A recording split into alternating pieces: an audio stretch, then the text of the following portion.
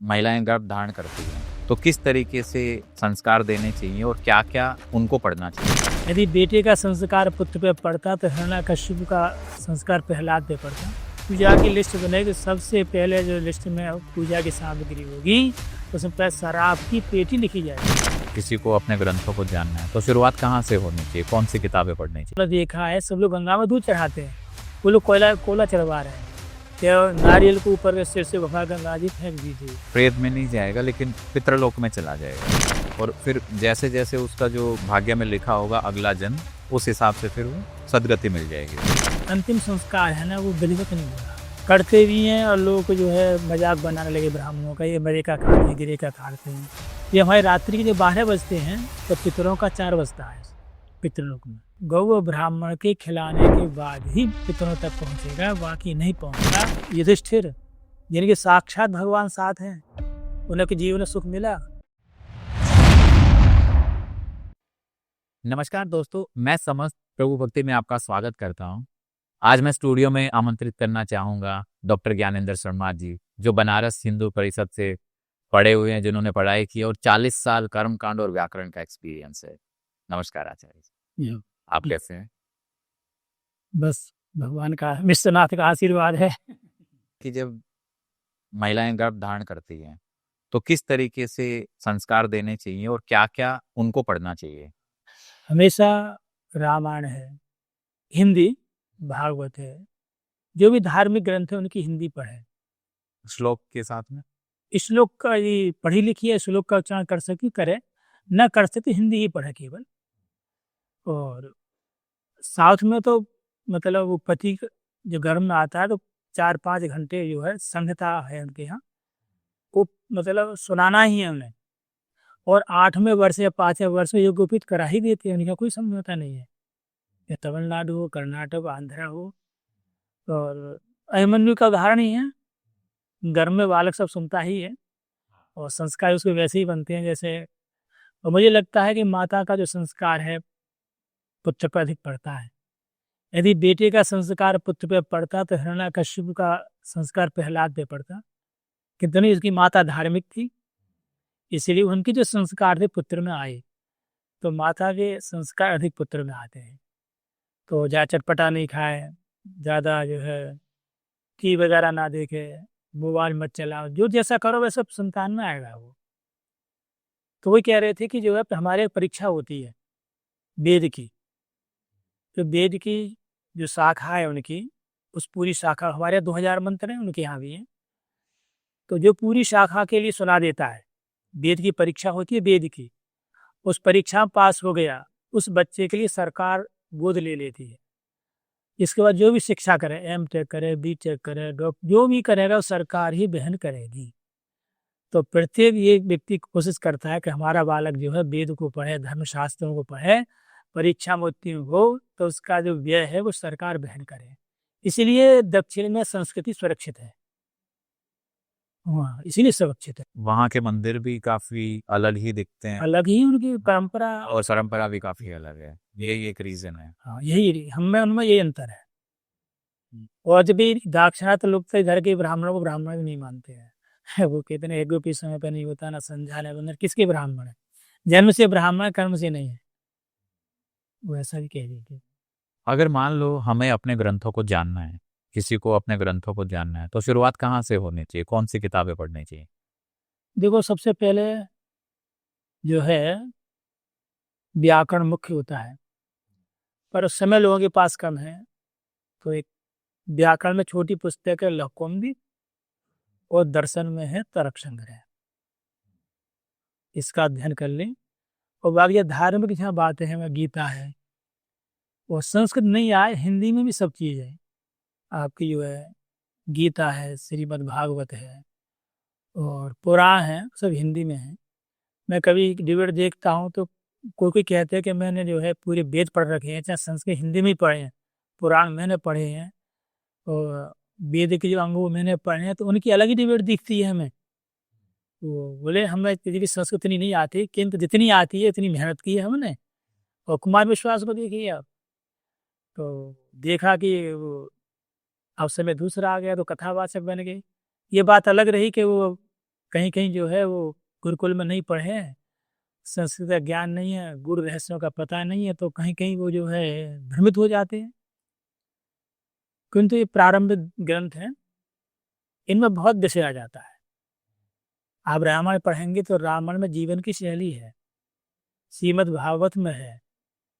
फिर आप जो है जो मतांतर वाले जो बहकाते हैं ना, जो सनातन लगता तो सनातन धर्म है कि सनातन धर्म का अनुयायी है, किंतु वो नहीं है, विधर्मी। और आप निर्णय कर नहीं पाते, क्यों? अध्ययन अपना है नहीं। वो जैसा करते हैं वैसा मान लेते हैं। अरे नहीं, वो हम गंगा किनारे रहते हैं ना, तो कोई लाल किताब वगैरह ऐसे आजकल बहुत लोग हाँ, लाल किताब है। सोशल मीडिया पर कि गंगा में आप जाइए, जितना आपका वजन है उतना कोला गंगा जी में चढ़ा दीजिए। कोयला। हाँ, कोयला। जब कहीं विधान है गंगा जी में दूध चढ़ता है हमेशा। अब तक हमने देखा है सब लोग गंगा में दूध चढ़ाते हैं, वो लोग कोला चढ़वा रहे हैं। क्या नारियल को ऊपर के सिर से भगा गंगा जी फेंक दीजिए। गंगा में फेंक। हाँ, लाल कपड़ा ऐसे मतलब जो है गंगा को प्रदूषित और करते हैं। जब भी गंगा तो निर्मल है ना, उसमें आप एक बोरा या जो कोला जाकर डाल दोगे, राख जाकर डाल दोगे, तो ये गंगा तो देवता है, क्योंकि उसमें लिखा है कि जो है 3 परब्रह्म परमात्मा के 3 स्वरूप हैं। एक तो नराकार, जैसे भगवान श्री कृष्ण मनुष्य के आकार में, और भगवान श्री राम है जो भी अवतार होते हैं वो नर के आकार में, मनुष्य आकार में ही है। एक निराकार, जिनका कोई निराकार भी पक्ष है, वो चाहे निराकार साकार रूप में आता है, ये निराकार है, उसका कोई आकार नहीं है। जो आर्य समाज और हमारे यहाँ भी है कि किंतु वो अंतिम लक्ष्य है।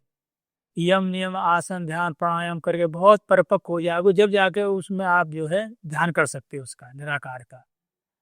क्योंकि जो हमारा आकार है तो आकार वाला जल्दी समझ में आ जाता है, ज्यादा कनेक्ट हो जाते हैं लोग। हाँ।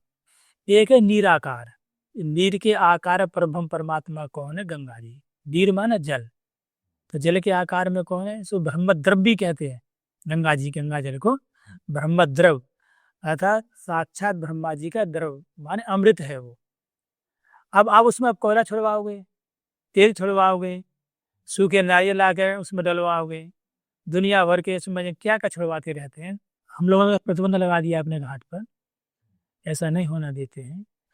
और दूसरी सबसे बड़ी समस्या है कि गंगा किनारे जहाँ तीर्थ है, जहाँ बैठने का स्थान है, तो लोग क्या परंपरा लोगों ने डाल दी है कि गंगा किनारे आकर के वो थान जैसा बनवा देते हैं कि यहाँ देवता जैसे, क्या पितरों की शांति कैसे होती है, खेत में 4 ईंट गाड़ दीजिए आप, हाँ हैं, गंगा किनारे कहीं जा करके जो 4 ईंट गाड़ दीजिए, वहाँ आपको पितरों का स्थान हो जाएगा, आपको सुख शांति मिलेगी। वो महान शास्त्री है। ये बिना पढ़े लिखे लोगों की ये उपज है, क्योंकि ये पितृ कार्य है, वो करने कराने बड़ा कठिन है, उस हर एक कोई नहीं करा सकता। तो लोगों ने ये सोचा कि ऐसी भ्रांति फैलाओ कि उसमें कोई काम भी ना हो और आमदनी भी हो जाए, लाभ भी हो जाए। किंतु आप ये समझिए, आप खेत में जैसे मठ बना देते हैं ना, वैसे ही मंडी बोलते हैं, ईंटों की थोड़ा सा ऐसे बना देते हैं। हाँ। धूप है, ताप है, ओले हैं, सब चीज है। आपके पितर कथनचित स्वरों में हुए और अपने आपने आह्वान वहां कर दिया, तो वहीं आना पड़ेगा, नहीं पड़ेगा? होता है, मंत्र का प्रभाव होता है, उनको वहां आना पड़ेगा। और वहां आकर धूप में, छाव में, ठंड में, गर्मी में आकर मरेंगे, नहीं मरेंगे? तो कुछ सुख मिलेगा उन्हें? सुख तो पितृलोक में मिलेगा उन्हें, सुख मिलेगा स्वर्गलोक में। वो 4 ईंटों के ऊपर उनको पधार दोगे, वो नहीं मिलेगा, बड़ा कष्ट होगा। और ये भी लिखा है कि यदि किसी शत्रु ने उस पर गर्म पानी आके डाल दिया ना, जहाँ आपने देवता पधरवाए हैं, तो उतनी वो वेदना होती है उन्हें, तो फिर उस पर अपने परिवार को नष्ट कर देते हैं। यदि उस पर जो है किसी जो थान बनाया है, किसी ने आकर के उस पर गर्म पानी डाल दिया, तो वो तो उस पर है, उन्हें कष्ट होता है, तो अपने परिवार को नष्ट कर देते हैं। तो इसलिए हमने वीडियो के माध्यम से यही बताया कि नहीं, ये विधि नहीं है। विधि ये है कि कई तरह के जो होते हैं ना, प्रेत योनि में होते हैं, हाँ। और कुछ ब्रह्म राक्षस हैं, कुछ जिन हैं, जगह जगह उनकी योनियां हैं। मुक्त नहीं होते। आप कोई धार्मिक कार्य करोगे, श्राद्ध करोगे, यहाँ तक तो पहुंचेगा वो, कि तो वो नष्ट हो जाएगा। कुछ चीज़ हमने प्रत्यक्ष भी करी हैं, तो हमने खंडन किया नहीं। त्रिपिंडी श्राद्ध के द्वारा उनके पहले पितृ पंक्ति में यदि जो है 1 वर्ष है तो नाग बलि करा लीजिए। तो क्योंकि आजकल जो अंतिम संस्कार है ना, वो विधिवत नहीं हो रहा है। जो मृतक संस्कार है वो लोग करते भी हैं, और लोग को जो है मजाक बनाने लगे ब्राह्मणों का, ये मरे का खाते हैं, गिरे का खाते हैं। तो विद्वानों ने वो करना छोड़ दिया, और बिना मृतक संस्कार के जो है व्यक्ति मुक्त होगा नहीं। तो यहाँ पे 2 चीजें होती हैं। आप मृतक संस्कार किसको बोलते हैं? जैसे मृत्यु के बाद मुझे बोल, मृत्यु के बाद जो भोजन होता है और उस दिन जो हवन होता है। ना ना ना, मृतक संस्कार की विधि अलग है। 10 दिन तो लगातार 10 पिंड रहेंगे। 10 में 10 रात्र होता है, 10वां होता है, फिर एकादश 11वां होता है, तो फिर 12वें दिन सपिंडीकरण होता है। जो हमारे पितर हैं अपने पिंड में जाके मिलाना है। फिर 13वें दिन जो है वो अरेस्टी होती है। और आजकल क्या काम किया है कि 3 दिन के बाद ही लोग जो है हवन करके शुद्धि करके जो है उसको 13वीं मान लेते हैं। आप देखो शब्दों पर ध्यान दो। हम ये कहते हैं कि आप 13वीं कह रहे हो ना, कहते क्या तीसरे दिन को, चौथे दिन को कहते 13वीं हो, कभी तीजा दूजा 5वां तो कहते ही नहीं। तो किसी ने आपसे 13 लाख रुपए लिए हैं, और वो 3 लाख रुपए दे दे, आप ग्रहण करोगे उसे? जब 13 संख्या 3 नहीं हो सकती व्यवहार में, तो परमात्मा 13 3 हो जाएंगे। हमने कहा कि जो जैसा शब्द शास्त्रों में लिखा है उस शब्द के अनुसार जब मृतक संस्कार करोगे तो लाभ मिलेगा। नहीं, आप जो है आपके जो पूर्वज हैं प्रेत योनि में मिलेंगे। इसलिए अधिकांश पंचांग उसमें जो है जन्म पत्री में और घरों में जो है पितृ दोष आ रहे, इसीलिए आ रहे हैं कि वो विधि पूर्वक नहीं हो रहे। हम 10वां जो होता है उस दिन जो है मलिन सैया होती है, 10 गात्र करेंगे, और 11वां करेंगे इस अस्पताल में मृत्यु हो जाए, अपने गोत्र से भिन्न एक्सीडेंट हो जाए, वैसे मरे, तो नारायण बलि भी 11वें दिन होती है, तो वो व्यक्ति मुक्त हो जाता है। मुक्त का मतलब यहाँ पे क्या है? क्या उसका यह है कि अपना इस प्रेत योनि में नहीं जाता, प्रेत में नहीं जाएगा, लेकिन पितृलोक में चला जाएगा, और फिर जैसे जैसे उसका जो भाग्य में लिखा होगा अगला जन्म, उस हिसाब से फिर वो सदगति मिल जाएगी उसको। सदगति मिल जाती है। और ये श्राद्ध का फल ये भी होता है कि वो जिस भी योनि में है, जैसे हमारे यहाँ जो विधि होती है ना, जैसे भोजन कराते हैं, वो लोग सब जो है छोड़ दिया है। जैसे वो 12 बजे के बाद ही भोजन होता है श्राद्ध का, और आज का अपनी सुविधा के अनुसार ये नौकरी 8 बजे 9 बजे 10 बजे करा लेते हैं, तो वो कुछ व्यर्थ है सब। ये हमारे रात्रि के जो 12 बजते हैं तो पितरों का 4 बजता है पितृलोक में। हमारे जब यहाँ 11 बजेंगे तो उनके यहाँ जो है 5 बजेंगे, या हमारे यहाँ 2 बजे 6, ये क्रम है। इसलिए 12 बजे आप ये समझिए कि जो है आप 8 या 9 बजे सुबह भोजन कराओ, तो उसमें तो अर्धरात्रि है। अर्धरात्रि हम लोग भी नहीं खाते, पितर खाएंगे क्या? काम सब कर रहे हैं, किंतु विधि इधर से उधर कर रहे हैं, इसलिए नहीं पहुंचती उन तक ये। अच्छा, एक चीज ये होती है आचार्य जी कि जब लोग सुबह सुबह श्राद्ध करते हैं, तो उससे पहले ना नहा धो के और फिर पहले श्राद्ध करते हैं, उसके बाद खाना खाते हैं। अब यही चीज हम दिन में 12 या 2 बजे के आसपास करेंगे, तो तब तक हमें कुछ खाना पीना नहीं होता, या फिर जो व्यक्ति श्राद्ध निकाल रहा है उसको खाना पीना नहीं। बिल्कुल सही है। आप बाकी परिवार के लोग खा सकते हैं खाना वगैरह? वैसे लिखा तो गोत्र का कोई भी नहीं खाए, उसमें बालक है, स्त्री, वृद्ध इत्यादि, जैसे किसी को शुगर का रोग है, अब वो नहीं रह सकता है, तो मजबूर है, वही प्रयास करना चाहिए बिना खाइए। जैसे व्रत है ना, तो व्रत का उपवास ये है कि जल भी मत पीजिए एकादशी वाले दिन। अब वो नहीं है शरीर में सागर, दूध लेते हैं, उससे भी नहीं है तो फिर फलाहार ले लेते हैं, तो उसका थोड़ा महत्व कम होता चला जाता है। किंतु एक आपने किया, किंतु 12 बजे से पहले कुछ श्राद्ध का महत्व नहीं है, 12 बजे के बाद ही होना चाहिए। क्योंकि हमारे 12 बजे हैं तो हमारे उस समय जो है पितरों के 4 बजते हैं, और यह भोजन कराते हैं। ये जो धारणा है कि जैसे किसी की मृत्यु, स्त्री की मृत्यु है तो केवल स्त्री का लोग भोजन कराएंगे, बालक श्राद्ध वाले दिन, कि बालक का श्राद्ध कर रहे हैं, मर गया तो बालक का ही कराएंगे, विधवा हमारी माता है, विधवा होके मरी है तो विधवा को ही खिलाएंगे, जबकि ये चीज महान अशास्त्रीय है।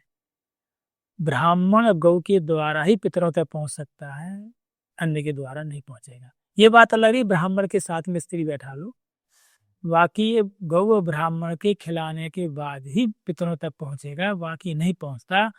और 90% लोग ऐसा ही करते, जवान मरेगा तो जवान को खिलाएंगे, स्त्री में स्त्री खिलाएंगे, ब्राह्मण से मतलब नहीं है। ब्राह्मण है, पिताजी हैं, उनका शरीर है तो ब्राह्मण को खिला देंगे, पुरुष को खिला देंगे। लेकिन जिस ब्राह्मण को खिलाया जा रहा है उनकी भी तो पवित्रता देखी जाती है। हाँ, लिखा है, ये लिखा है। क्योंकि आजकल तो बहुत सारे ऐसे ब्राह्मण भी जो मांस मदिरा का सेवन करते हैं। उनको नहीं खिलाना। इसलिए हमने वीडियो डाला है कि जो है श्राद्धे कुरियान अभिस्तरम, यदि भी श्राद्ध में जो है लोग करते हैं, आज हमारे पिताजी की तिथि पे लोग भंडारा भी करने लगते हैं श्राद्ध में, उसमें स्पष्ट लिखा है कि श्राद्धे कुरियान अभिस्तरम, श्राद्ध में विस्तार न करे। उसमें लिखा है कि एक ब्राह्मण लोग पात्र एक को ही खिलाए, 3 हो 3 को खिला सकता है, 3 है 7 है 16 22 से अधिक तो संख्या है ही नहीं। तो हाँ, पात्र की बात आई है कि पात्र ब्राह्मण का ही भोजन होना चाहिए, और पात्र ब्राह्मण ना बने मिले। एक थे पंडित जी, थे बड़े सात्विक थे, उनके यहाँ जो है वो पूरी लिस्ट थी कैसा ब्राह्मण होना चाहिए, संध्या बंदन वाला होना चाहिए, अग्निहोत्री होना चाहिए, झूठ बोलने वाला नहीं होना चाहिए, और श्राद्ध के बाद दोबारा भोजन करने एक श्राद्ध का एक ही भोजन करेंगे, दोबारा करेंगे तो वो नष्ट हो जाता है। रास्ता चलने वाला नहीं होना चाहिए, लिस्ट उन्होंने बना रखी थी, और जाते थे वो किसी ब्राह्मण में घटती नहीं थी। तो वो ऐसा होता था कि जो है फिर वो गौ के लिए भी खिला देते थे। वो ब्राह्मण का विकल्प गौ है। गवाम ब्राह्मणानाम चैव कुलमेकम दधा कृतम एकत मंता तिष्ठति हविरन्यत तिष्ठति। गवाम ब्राह्मणानाम, गौ और ब्राह्मण दोनों का एक ही कुल है, कुलमेकम, कुल एक है, दधा कृतम 2 विभाग हैं। जो ब्राह्मण है उनमें मंत्र निवास करते हैं, और गौ में पंचामृत पंचगव्य निवास करते हैं। बोले कि हो सकता है जीवन में मैं कभी ब्राह्मण का भोजन करा पाऊंगा तो वह नहीं करा पाऊंगा, बड़ा चिंतित थे। एक बार संयोग से अगस्त जी मिल गए, कभी होते हैं, उन्होंने सब उसमें घटाया, बोले ये ब्राह्मण में घट गई सब चीजें, जितने लक्षण चाहिए श्राद्ध में भोजन करने के इनमें है। ये पता नहीं था अगस्त जी हैं वो। हाँ, तो उनका प्रणाम किया कि मैं इतने वर्ष से जो प्रतीक्षा कर रहा हूँ श्राद्ध में भोजन करने की, वो सब आप में लक्षण, मेरा निमंत्रण स्वीकार करूँगा, नहीं मैं ऐसे ही मैं जो है तड़पते तड़पते मर जाऊंगा। उन्होंने कहा ठीक है हम करेंगे। तो यदि पात्र नहीं है तो उसका विकल्प गौ है, गौ को भोजन कराइए। श्राद्ध जो है देखो, शास्त्र ने कहीं भेद नहीं किया है। लोग कहते हैं कि जो शास्त्र ब्राह्मणों ने बनाए तो अपने मन माने से अपने पक्ष में कर लिए, ऐसी बात नहीं है। स्पष्ट लिखा हुआ है कि जो है इदम पुण्यम इदम पापम इत्ते तस्मिन पदद्वयो, ये पुण्य है ये पाप है, ये 2 चीज है संसार में, एक पुण्य है एक पाप है, तीसरी तो है नहीं, ये 2 ही पद हैं। आ चांडालम मनुष्यानाम समम शास्त्र प्रयोजनम, मनुष्य से लेकर चांडाल, शूद्र हो चांडाल हो वृषल हो और भी कोई अन्य जातियां हो, समम शास्त्र प्रयोजनम, शास्त्र का प्रयोजन समान ही है, किसी के साथ भेदभाव नहीं है। यदि ब्राह्मण पात्र नहीं है तो ब्राह्मण के भोजन का विधान नहीं है वहाँ। यदि ब्राह्मण जो है अपने पक्ष में लिखते तो कहते हैं ना, पात्रता क्यों लिखते, पात्रता लिखने में उनका भोजन समाप्त हो रहा है, हो रहा नहीं हो रहा है, दक्षिणा समाप्त हो रही है, क्योंकि देव कार्य में भी पात्रता चाहिए। तो पूजा पाठ यदि ब्राह्मण जो भक्ष करेगा तो नहीं है।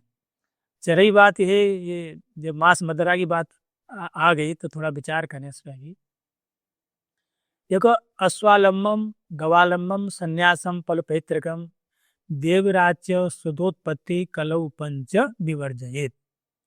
पहले युगों में अश्वालंबम अश्वमेध यज्ञ होते थे, ये था अश्वमेध, गोमेध गौ के द्वारा भी होते थे। संन्यास, लोग सन्यासी भी, आज के जो सन्यासी हैं वो वैराग्य के द्वारा नहीं है, वो केवल नार्मिक है, संपत नासी मूल बनाए हुए सन्यासी। घर में आपत्ति विपत्ति आई है तो बहुत कम लोग जो है भजन की दृष्टि से सन्यास लेते हैं, भाई खाने कमाने की दृष्टि से लेते हैं। संन्यास फल परित्यगम श्राद्ध में जो जिसकी जाति थी ना उसके अनुसार श्राद्ध होता था। क्षत्रिय हैं जैसे अथवा अन्य जाति के लोग हैं जो मांस भक्षण करते हैं, तो जो जैसा खाता उसका भी श्राद्ध कर सकते थे। जैसे मांस खाती तो मांस के पिंड दे सकते थे। और यदि जो है बड़ा भाई मर गया है और उसकी पत्नी विधवा हो गई है तो छोटे भाई के साथ विवाह हो जाता था। गांव में बहुत बार ऐसा होता है। देवरात्रि सुतोत्पत्तव, ये अन्य युगों की बात है। कलौ पंच विवर्धयेत, कलयुग में पांचों चीज जो है अलग है। कलयुग में ये विधान नहीं है। ना अश्वमेध यज्ञ कर सकते हो, ना गोमेध यज्ञ कर सकते हो, और न संन्यास का ही विधान नहीं है। विशेष वैराग्य हो तो बात अलग है, अपवाद में कोई हो, बाकी विधान नहीं है शास्त्र में। और मांस के द्वारा जो है आप पिंडदान भी नहीं कर सकते। और बड़े भाई के मरने के बाद में आप देवर के साथ विवाह नहीं कर सकते। करो वो अलग है, किंतु शास्त्र में विधान नहीं है। कलौ पंच विवर्जित, 5 चीज कलयुग में नहीं होनी है, 5 भी कलयुग में नहीं होनी है। अब ये रहा कि जिनका जो व्यसन होता है ना, और कभी के जो व्यसनीय विद्वान भी होते हैं। व्यसन तो किसी में हो सकता है, हमें भी हो सकता है। अब जो व्यसन शराब पीने का, मांस खाने का हमें हो गया, अब ये चाहते हैं कि समाज हमको घृणा की दृष्टि से न देखे, इसलिए अपने व्यसन को धर्म से जोड़ देते हैं बड़ी बुद्धिमानी पूर्वक।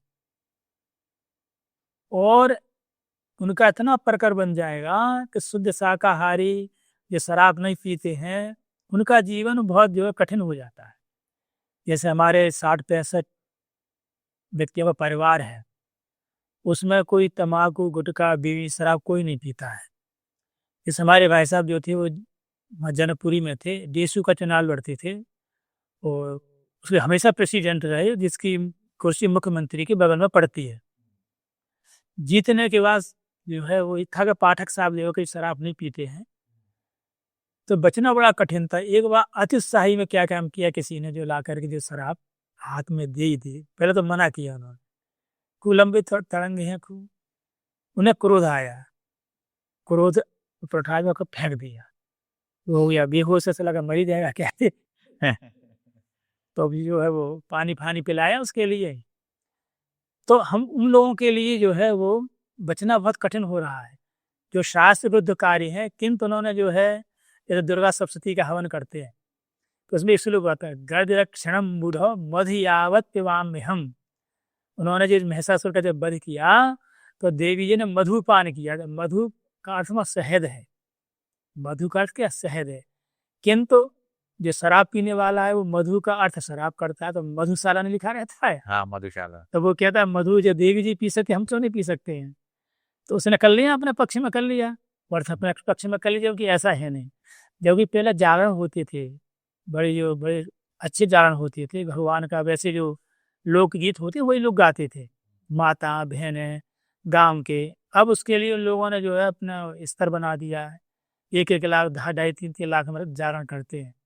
और जागरण जब पूजा की लिस्ट बनेगी तो सबसे पहले जो लिस्ट में पूजा की सामग्री होगी तो उसमें पहले शराब की पेटी लिखी जाएगी, क्योंकि वो जागरण में पहले सब लोग शराब पियेंगे जब जागरण करेंगे।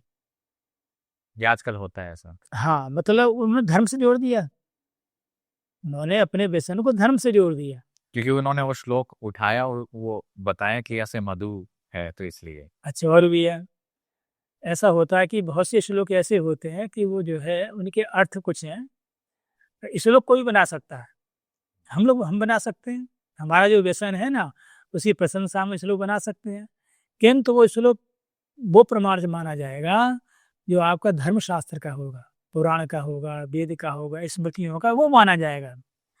तो दयानंद जी ने शायद वो श्लोक दिया था और लिखा कि उसमें लिखा है, ये हमने देखा उसमें था, न मांस भक्षणे दोषो न मद्य न च मैथुने। वो कह रहे हैं न मांस भक्षणे दोष, कलयुग में जो मांस भक्षण में कोई दोष नहीं है, न मद्य मतलब शराब पीने में कोई दोष नहीं है, न मैथुन किसी भी स्त्री के साथ संबंध स्थापित किए, क्यों तो वो दिख रही थी ना इस साथ किया, तो उसके अनुसार व्याख्या करनी है उन्हें। तो आप किसी के साथ सारे संबंध स्थापित कर सकते हैं, उसमें दोष नहीं है। न मांस भक्षण न च मद्य न च मैथिली प्रवृत्ति रेस भूतानाम कि समस्त प्राणियों की जो है इसमें प्रवृत्ति होती है। निवृत्तिस्तु महाफला, यदि नहीं करोगे तो महाफल हो जाएगा, नहीं करोगे महाफल होगा, किंतु ऐसा सेवन करने में दोष नहीं है। अब लीजिए संस्कृत का श्लोक बोल रहे हैं दयानंद जी जो इसको लिख रहे हैं, तो हमारी बात मानेंगे, दयानंद जी की बात मानेंगे, जबकि ऐसा भी श्लोक है नहीं। जैसे वो दयानंद जी ने लिखा कि जन्मना जायति शूद्रा संस्कारा द्विजोच्यते, इस श्लोक अपना ही बना के लिख दिया उन्होंने कि जन्म से शुद्ध होता है और संस्कार से ब्राह्मण बन जाता है, वो ब्राह्मण क्षत्रिय वैश्य द्विज हो जाता है। हमने बहुत खोजा, मनुस्मृति हमें तो मिला नहीं, कहीं नहीं मिला। अब वो कह रहे हैं कि ये है, और उनकी आर्य समाजियों की जो है इसी को आधार मानकर जो है जाके खंडन करते हैं। मैंने इस लोग ये नहीं है, जन्मना ब्राह्मणो गया संस्कारा द्विजरिच्यते वेदाभ्यास विप्रतम त्रिभी श्रोत्री मुच्यते। जन्म से ब्राह्मण होता है, यज्ञोपी संस्कार के द्वारा द्वाभ्याम संस्काराभ्याम जायते ध्वजा, और यज्ञोपी संस्कार से ध्वज हो जाता है। वेद पढ़ने से जो है वो ब्राह्मण हो जाता है, या तीनों चीज मिल जाए उसका नाम है श्रोत्री। अब तो कहाँ से कहाँ भिड़ा दिया। फिर हमने उनसे कहा कि चलो हम तुम्हारी बात मान लेते हैं, ये तो कहो कि जाति वो जन्म से मानते तो कर्म से मानते हो, एक पे तो आओगे, या तो जन्म से ही मानो या आप कर्म से मानो। बहुत से विद्वान रहते हैं ना, हमारे शास्त्रार्थ होता है, इस को बोलते हैं न, चलो हम मान लीजिएगा, तुझसे दुर्जन न्याय आता है। यदि कोई दुर्जन व्यक्ति कुछ बात कहे, एक बार उसकी बात मान लो, जो मान लोगे ना तो और कुछ खुलेगा अंदर से जो है। तो मैंने जन्म से मानते हो कर्म से मानते हो, तो बोले कि नहीं हम जो है कर्म से मानते हैं। मैंने अच्छा, तो जन्मना जायते शूद्रा क्या बोल रहे हो आप, जो है जन्मना कि जन्म से शूद्र होता, शूद्रों ने क्या बिगाड़ा है बेचारा, उनको जन्म शूद्र क्यों मान रहे हो, जन्म से मानने नहीं मानने पहले। उनका ये कहना था कि जन्म से सारे लोग शूद्र होते हैं। हाँ, और कर्म से जो है वो जो जैसा कर्म करे वैसा हो जाता है, हो जाएगा।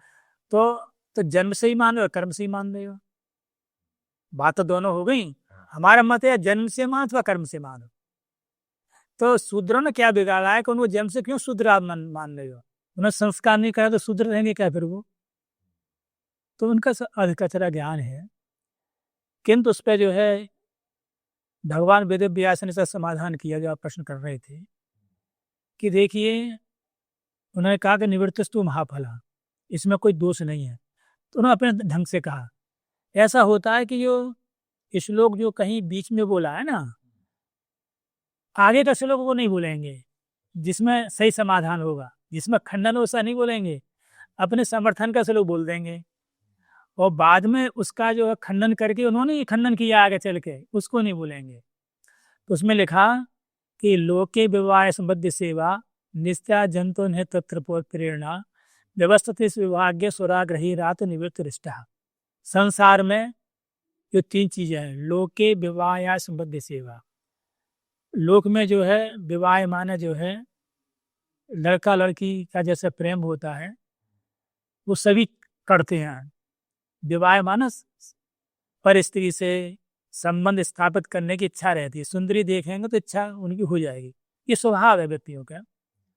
और जिनका मांस खाने का भी लोगों का स्वभाव है, और मदरा माने शराब पीने का भी स्वभाव है। नित्या जंतु नेतृत्व, इनका नित्य स्वभाव है। तो शास्त्रकारों ने कहा, अब जो रात दिन जो है चाहे कुत्ता हो चाहे बिल्ली हो चाहे मार के खाता है, तो शास्त्रकारों ने कहा कि पहले जो सब तरह का जो मांस खाता है ना, उसको पहले संक्षिप्त करो। तो नियम बना दिया, पंच पंच नखा भक्ष्या, जिसके 5 नाखून हो ना उसको खा लो तुम। ये नहीं है कि वो ये मांस खाना जो है अधर्म है। वो जो कुत्ता बिल्ली कुकर सूकर चूहा सांप सब जो खा रहा था, तो पहले शास्त्र ने जो है व्यवस्था दी उसके लिए, पंच पंच नखा भक्ष्या, जिसके 5 नाखून हो, सल की है, सेया है, गोदा है, खरगोश है, ऐसा विधान कर दिया कि मांस हाँ मांस खा सकते हैं। किंतु ये विधान किया कि जो है यज्ञ में ही खा सकते हैं। यज्ञ होता है ना, जब आप यज्ञ करोगे हवन करोगे तो उसमें मांस का विधान किया। ये 5 हो और पहले यज्ञ करिए, तो यज्ञ के द्वारा जो भगवान को प्रकट करके उनका भोग लगा के उसको खाओ। तो यज्ञ हिंसा यज्ञ हिंसा ना होती, यज्ञ में आप मांस भक्षण कर सकते हैं, ये कहा शास्त्रों ने।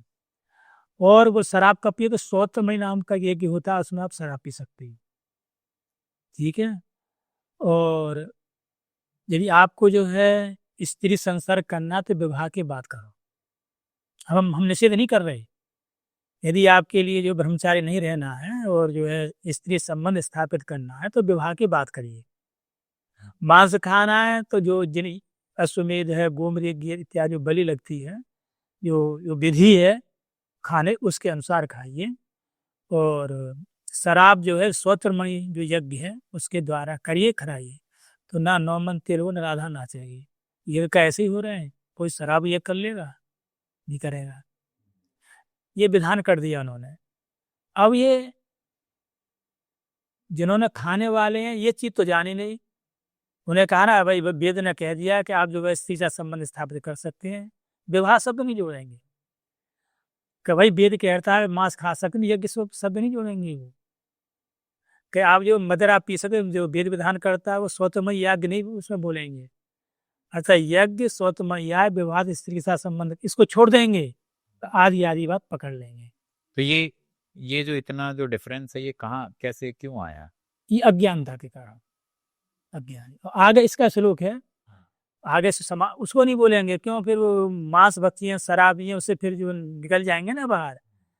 हाँ, वो है कि जो है यदि शराब, यदि घृणा वक्षो विहिता सुराय पशुरालम न हिंसा, यदि घृणा वक्षो विहिता, यज्ञ में शराब पीने का विधान नहीं है, सूंघने का विधान है। आगे श्लोक बोलता है यदि घृणा वक्षो विहिता सुराय, जो यज्ञ में जो है वो जो है शराब पीने का विधान नहीं, सूंघने का विधान है। और पशु आलवनम हिंसा, उसमें पशु बलि का काटने का विधान नहीं है, उसका स्पर्श करने का विधान है। और जो है उसमें स्त्री के साथ संसर्ग करना चाहिए, वो विवाह के बाद में केवल संतान उत्पत्ति का विधान है, ये नहीं हर एक से अपना संबंध स्थापित, ऐसा नहीं है। खंडन भी कर दिया उन्होंने, धीरे धीरे लाए। ये साथ कह दो कि भाई तुम शराब छोड़ दो तो नहीं छोड़ेगा आदमी। तो पर यज्ञ में उसको लिए यज्ञों में व्यवस्थित कर दिया कि उसमें 5 पंच नखावक्षा कर दिया, पर यज्ञ से जोड़ दिया कि उसको छुड़वाना है। मुख्य उद्देश्य उनका ये छूट है ये। तो धीरे धीरे करके छुड़वा रहे। अंतिम में कह रहे कि सूंघ सकते हो, खा नहीं सकते। इस बात को नहीं कहेंगे खाने वाले, उन्हें तो खाना ही है, कहेंगे तो बात खत्म हो जाएगी, धर्म से नहीं जुड़ पाएंगे कि। अच्छा आचार्य जी, कुछ ऐसे सवाल हैं जो आम लोगों के सवाल हैं और उनके मन में ये सारी चीजें चलती रहती है ना। तो कुछ हमने ना ऐसे सवाल लिए हैं, तो चाहते हैं कि शास्त्र उसके बारे में क्या बोलते हैं। जैसे एक व्यक्ति है, वो खूब मेहनत करता है, कर्म करता है अपना, लेकिन कभी वो ना तो मंदिर जाता है, ना कभी वो पूजा पाठ करता है। क्या वो सही रास्ते पे है? क्या उसको करना चाहिए? तो ऐसा है कि एक संचित कर्म होते हैं। कर्म 3 प्रकार के होते हैं। हमने पहले जो पुण्य किया है, जो रावण था उसने पुण्य किया, उसके यहाँ जो काली बंधा रहता था, सोने की लंका थी कि भोग में कमी थी। बलि था, तो जब बलि ने जब विजय प्राप्त करे स्वर्ग पे, वो आक्रमण करके जब देवताओं को परेशान किया, तो भगवान से कहा कि भाई इस बलि का वध क्यों नहीं कर रहे। फिर उन्होंने ये कहा कि इसने इतना पुण्य इकट्ठा कर लिया है, वो जब तक नहीं भोग लेगा जब तक मैं इसका समस्या का समाधान नहीं कर सकता। तो बोले कैसे से जो है इसने तो ब्राह्मणों के द्वारा ही यज्ञ करता कराते थे कि समाप्त पूर्ण होंगे ही नहीं। बोले कि नहीं, जब ये गुरु और ब्राह्मण का अपराध कर देगा उसी दिन मैं जो है राज से, मतलब आपको राज दिलवा दूंगा। भगवान ने, विष्णु ने ऐसा कहा। तो बामन भगवान ने जो है वो 3 पग मांगिए जा करके बलि से, और शुक्राचार्य ने मना किया है कि भाई जिनको आप जो है 3 पग भूमि दे रहे हो ना दान में, ये पूरे ब्रह्मांड को नाप लेंगे, तुमको भी नाप लेंगे, ऐसा क्यों कर रहे हो। तो ये कौन है कि भगवान साक्षात विष्णु हैं। बोले इससे अच्छी क्या बात है, एक राक्षस से भगवान विष्णु स्वयं मांगने आ रहे हैं, इससे अच्छी क्या बात हो? इससे अच्छी क्या बात हो सकती है। तो बोले कि तो गुरु की आज्ञा नहीं, फिर गुरु की अवहेलना होगी। बोले कोई बात नहीं, गुरु न सस्यात पिता न सस्यात जनि नास्यात। यदि गुरु जो है धर्म से अलग विमुख करता है तो गुरु को छोड़ न जाना चाहिए। माता धर्म से विमुख करती है, छोड़ देना चाहिए। केके को अलग कर दिया। और पिता के लिए किसी उसने जो प्रहलाद अलग कर दिया, वो धर्म, यदि पिता भी धर्म विरुद्ध है तो पिता को अपने से अलग कर दो, माता है तो माता को भी कर दो, गुरु भी यदि धर्म से अलग करना चाह रहे हैं तो गुरु को भी अलग कर देना चाहिए। मैं इस विषय में आपकी बात नहीं मानूंगा। तो गुरु की अवहेलना हो गई, और 3 पग जो मांगे थे ना ब्राह्मण ने, वो 3 पग पूरे हुए नहीं, तो ब्राह्मण की अवहेलना हो गई, सोई बांध ली भगवान ने।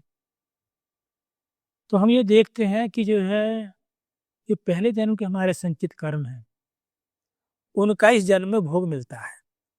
क्योंकि जो ब्रह्मा जी हैं, आयु कर्म से वित्तंचो विद्या निधन मेवचो पंचित सिद्धिंते गर्भस्तस्यैव देहिना।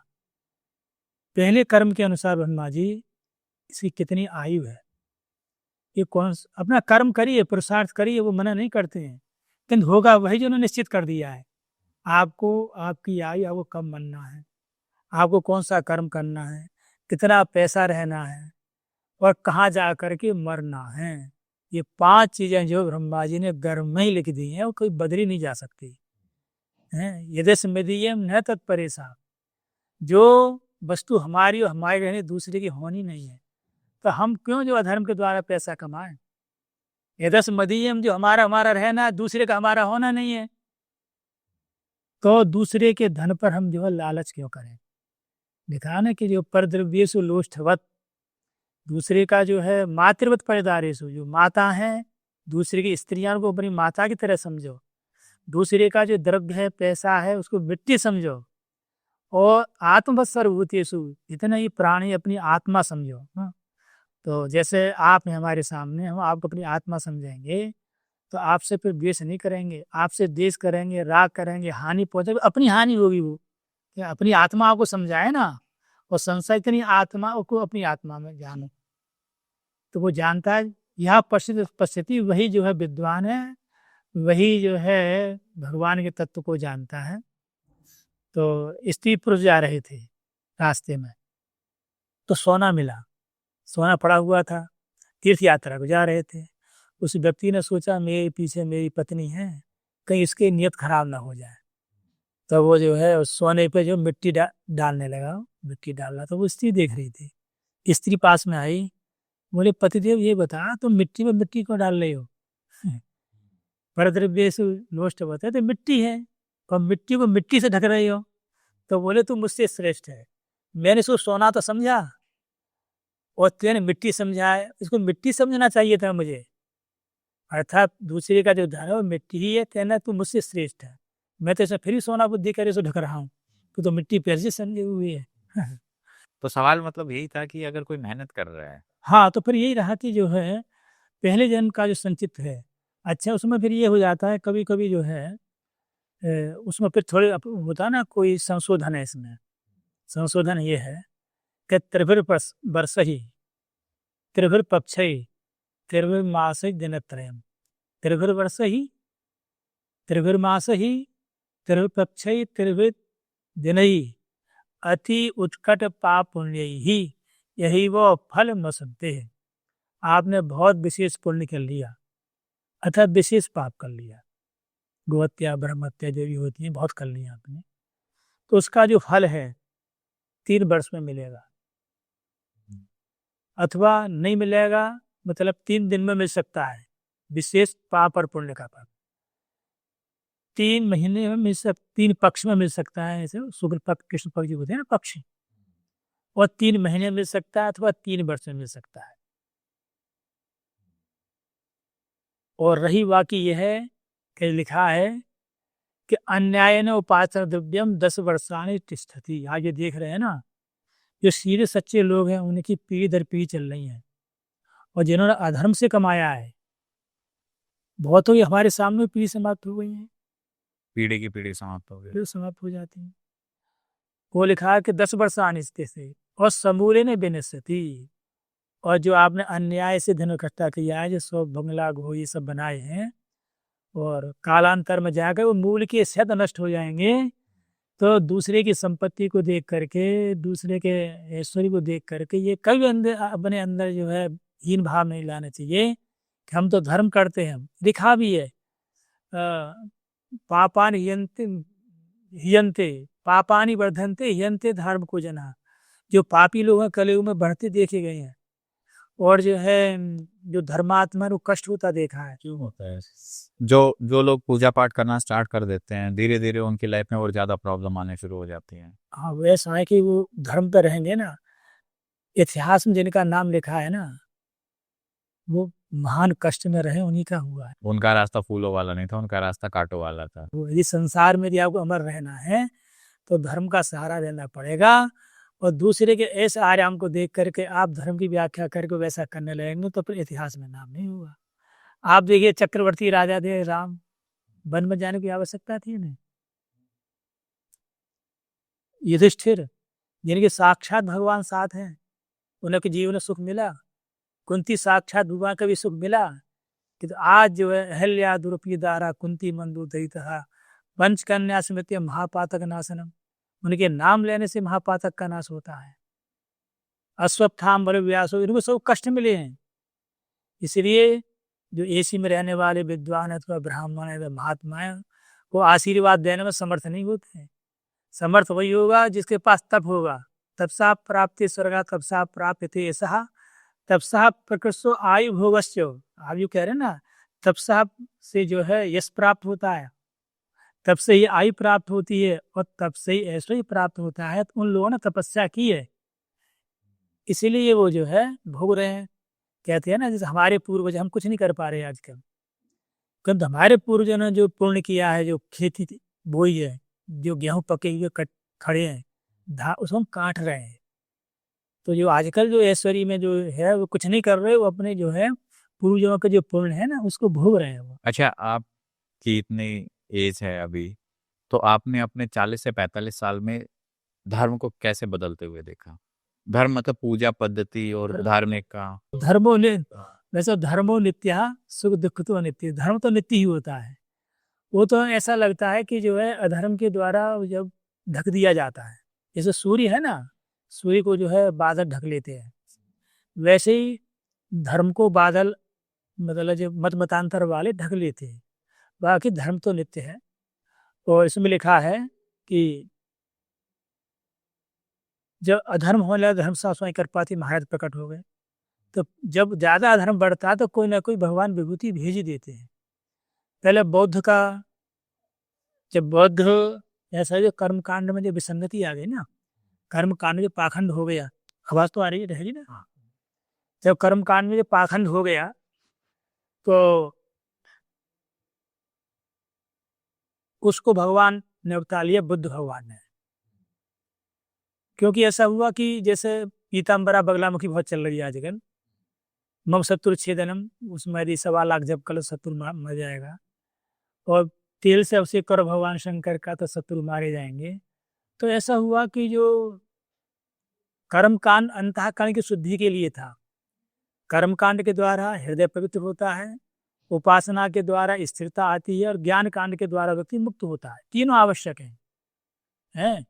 ध्याता ध्यान दे, ज्ञाता ज्ञान गे, प्रमाता प्रमाण प्रमेय, और कर्म कांड है, उपासना कांड, ज्ञान कांड। एक भी नहीं रहा तो तीनों में कोई नहीं मिलेगा, एक करा भावे। कर्म कांड नहीं रहेगा तभी मोक्ष नहीं रहना है, उपासना कांड और कर्म कांड ज्ञान कांड रहेगा तब भी आपको लाभ नहीं होना है। एक तरम एक तरह भाव, एक का भी अभाव हो जाएगा, तीनों में कोई वस्तु नहीं मिलती। ध्याता ध्यान दे, ध्यान गड़बड़ जाएगा तो तीनों चीज गड़बड़ा गई। प्रमाता प्रमाण में प्रमाण गड़बड़ा गया तो तीनों चीज जो है व्यर्थ हो जाती है। तो ध्याता ध्यान दे है, प्रमाता प्रमाण प्रमेय, ज्ञाता ज्ञान गे है, तो में तीनों में से एक ही वस्तु बिगड़ जाएगी तो तीनों ही व्यर्थ हो जाती हैं। तो इन लोगों के लिए जो का कितना ज्यादा कष्ट होगा, कि आज इतिहास में इनका 100 अक्षरों में नाम है। ये भी सांसारिक भोग की तरफ दृष्टि रखते। उड़िया बाबा देखिए, करपाती महाराज जी देखिए, वो एक कोपीन में रहते थे, जो हाथ में जो केवल जो है मिल जाता था उसी के अनुसार जो है उतना ही खाते थे, एक गिलास में उतना आ जाए।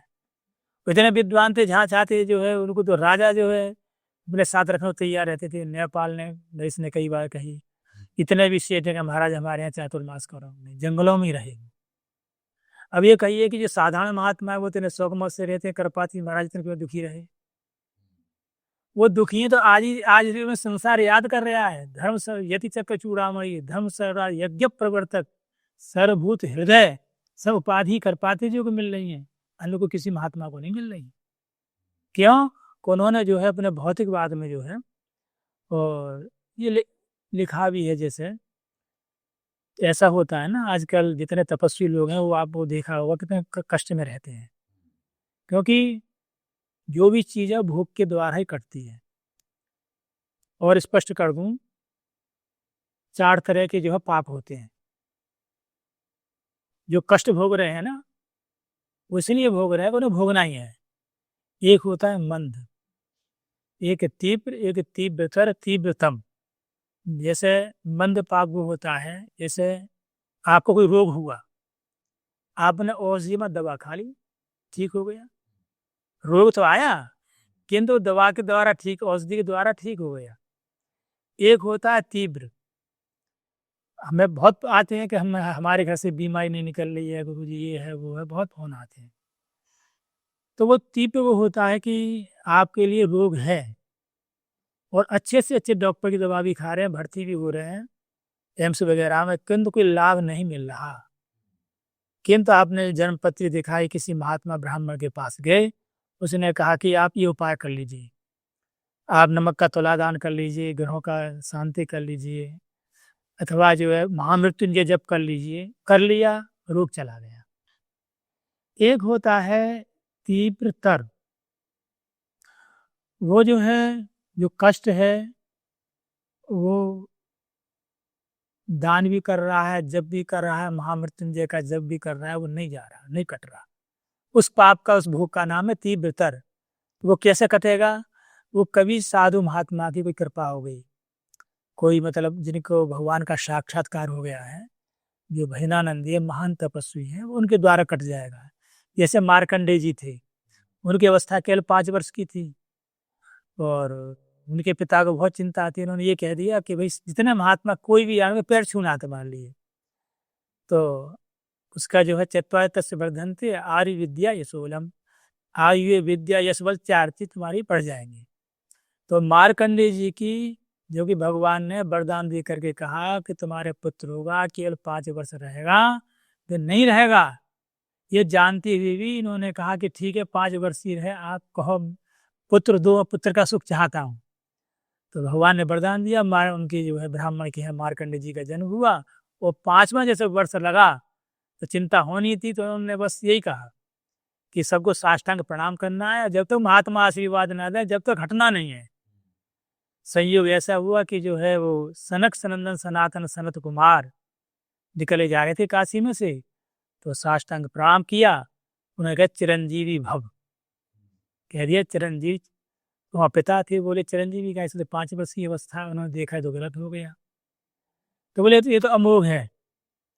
उन्हें मंत्र दिया, उसका जप किया, और जैसे ही यमराज लेने आए तो उस बालक ने जो है वो हाथी कौड़िया ऊपर भर दी जाए। तो भगवान स्वयं प्रकट हो गए, अरे त्रिशूल लेकर यमराज से जिसने जो है मुझको कौड़िया में भर रखा है, मुझसे चिपटा हुआ थे, सांस कैसे ले जाने का। तो 5 वर्ष की अवस्था वाला जो है पुण्य के द्वारा क्या दीर्घायु आज भी है। अश्वत्थामा बलव्यासो हनुमान से विभीषण कृपा परशुराम सप्रीति त्रिजीवना सप्रेतां समझते मार्कंडेय मथाष्टभम, मार्कंडेय मथाष्टभम, जब तक प्रलय रहेगा जब तक मार्कंडेय जी रहेंगे, चिरंजीवी है। तब का प्रभाव है, जिसका जितना तप है उसको भोगेगा। तो ये तीसरा हो गया। एक तीव्रतम होता है कि अवश्य में भोक्तव्यम कृतम कर्म शुभाशुभम, वो तो भोगना ही है। वो भोग कैसा? जिसने ज्ञान पूर्वक पाप किया हो, जिसने ज्ञान पूर्वक पाप किया है वो अवश्य में उसको भोग को भोगना ही, वो किसी से कटेगा नहीं। कितना ही भजन करे, कितना ही पूजन करे, वो तो भोग से भोगना ही है। दुधाते कीर्ति पापम सद्विस्सा सदरेव च अन्यथा कृतम पापम प्रमादादि दर्क्षया। संसार में 2 प्राणी जो है पाप करते हैं। एक तो उद्देश्य की पूर्ति के लिए, अरे इसको मर्डर कर दो मत, संपत्ति मिल जाएगी। एक व्यक्ति को पाप करता है धोखे से हो जाता है, चल रहा है तो जो है एक्सीडेंट से कोई मर गया अथवा पैर के नीचे आ गया, तो धोखे से जो पाप करता है उसका प्रायश्चित के द्वारा निराकरण हो जाता है। और ज्ञान पूर्वक जो पाप करता है उसका निराकरण नहीं है। लिखा है अश्वमेध सहित वाजपेय सतेन चौ, 1000 अश्वमेध कर ले, वाजपेय कर ले, किंतु वो जो है उसका निवृत्ति नहीं हो सकती, उसको तो भोगना ही है। जो धर्म कर रहे हैं, पुण्य कर रहे हैं और दुखी दिख रहे हैं, वो समझो तीव्रतम वाले उनके भोग है, वो नहीं कट रहे। तो आचार्य जी, जब हम मंत्रास की बात करते हैं, अपने मंत्र होते हैं, तो मंत्रों को किस तरीके से शास्त्रों में बताया गया, किस किस प्रकार के मंत्र होते? देखिए, मंत्र जैसे भगवान श्री कृष्ण के मंत्र हैं और भगवान राम के भी मंत्र हैं और भगवान शंकर के भी मंत्र हैं, किंतु इनकी जो विधि है वो किसको किस ढंग से जपना चाहिए। मंत्र वही है, किंतु इनकी विधि अलग अलग है, ये ध्यान देना है। किंतु ये ध्यान रखिए, यदि विधि नहीं हुई, अर्थ काम सत्ता नाम धर्मम ज्ञानम विधीयते, धर्मम जिज्ञासमानानाम प्रमाणम परमम श्रुति। जो पैसा के प्रति आसक्त नहीं हो और काम के प्रति जो आसक्त नहीं है, उसको धर्म ज्ञान का उपदेश करना चाहिए। अर्थ काम प्रमाणम परमम श्रुति, धर्मम जिज्ञासमानानाम, धर्म की जिज्ञासा भी हो, उस जिज्ञासा की शांति परमाणम परमम श्रुति वेद से करनी चाहिए। सबके मूल में कौन है? वेद है। आप ध्यान रखिए, मंत्र हो, तंत्र हो, यंत्र हो, सबका मूल कौन है? वेद। वेदे खुलो धर्ममूलम स्मृत शीले च तद्विदाम आचारस्य साधूनाम आत्मनस्पृष्ट रेव च। तो वेदो खिलो धर्म मूलम, धर्म का जो मूल है कौन? वेद है, वो अखिल है। अखिल का मतलब यह है मंत्र का भी ज्ञान होना चाहिए, अर्थ का भी ज्ञान होना चाहिए और ब्राह्मण सत्पथ इत्यादि है उसका भी ज्ञान होना, विधि का भी ज्ञान होना चाहिए। मंत्र का ज्ञान हो, उसके अर्थ का ज्ञान हो और उसकी विधि का ज्ञान हो, वही जो है धर्म का मूल वेद माना जाएगा। यदि आपको जो है अर्थ का ज्ञान है, विधि का नहीं है, और विधि अर्थ दोनों किंतु मंत्र का ज्ञान नहीं है, तो बिना मंत्र के जो पूजा पाठ की जाती है, जो वैदिक मंत्र हैं, तो वो जो है ऐसा निष्फल होती है जैसे घड़ा भर दिया ना, उसमें छेद हो जाए तो कुछ रुकता नहीं है। तो अमंत्र से गतिर नासी, बिना मंत्र के पूजा फलदायी नहीं होती है। मंत्र उसी के पास होंगे जो गुरुकुल में रह करके 12 वर्ष पढ़ा हो, क्योंकि इसको कहते हैं वेद व अनुसर्वो वेदा, जो सुनकर के याद किया जाए। अनु पश्चात श्रूयते गुरुच्चारणम, पहले गुरु बोलेंगे और इसके बाद में शिष्य पढ़ेगा। ये नहीं सोशल मीडिया से जो 2-4 मंत्र आपने जो है बोलने सीख लिए, वो प्रभावशाली नहीं होंगे। जब तक तो गुरु के द्वारा उनका उच्चारण नहीं हुआ, गुरु के द्वारा अभ्यास नहीं कराया जाएगा, तो वो मंत्र कभी प्रभावशाली नहीं हो सकता। आचार्य शिव साधुना, जो आचार्य लोग हैं उनके द्वारा जो विधान किया गया है वही फलदायी होता है। लिखा है कि जो है आचार्य लोगों का क्या कर्तव्य है कि उनका ये कर्तव्य है कि आचनोति शास्त्राणि, जो आपका जितने भी शास्त्र हैं, चाहे धर्मशास्त्र हो, पुराण हो, भागवत हो, गीता हो, उसका गंभीर अध्ययन करे गुरु के द्वारा। उसमें क्या सही है, क्या गलत है, क्या विधि है, क्या निषेध है, इसको अच्छी तरह समझे हैं। और आचार स्थापनादपि, जो उसने समझा है, आचार विचार आचरण, वो अपने जो शिष्यों में स्थापित करे और समाज में स्थापित करे। ऐसा नहीं जो हम हैं जो गंगा किनारे हम 10 वर्ष गंगा जी जाते हैं, हम घर आ जाते हैं, तो उससे हमारा आचार्य तो सुरक्षित नहीं है। उन्हें मनुस्मृति कह रहे हैं, ऋषि कहते हैं कि आचार स्थापना तभी, जो आपने धर्म शास्त्रों के द्वारा जो निर्णय किया है, क्या सही है क्या गलत है, वो समाज में स्थापित करना है, वो अपने शिष्य में स्थापित करना है और स्वयं आचरते यस्तु, और उसको अपने आचरण में मिलाना, जब जा करके अब आचार्य कहलाएंगे। ऐसा नहीं किसी के आगे आचार्य लिख दो आचार्य हो जाएगा। चलिए फिर इस पॉडकास्ट को यही एंड करते हैं। तो उम्मीद है दोस्तों आपको ये जानकारी अच्छी लगी होगी। अगर आपके कोई भी सुझाव हैं तो आप हमें कमेंट्स में ज़रूर बताइएगा। तब तक बने रहिए हमारे साथ। धन्यवाद।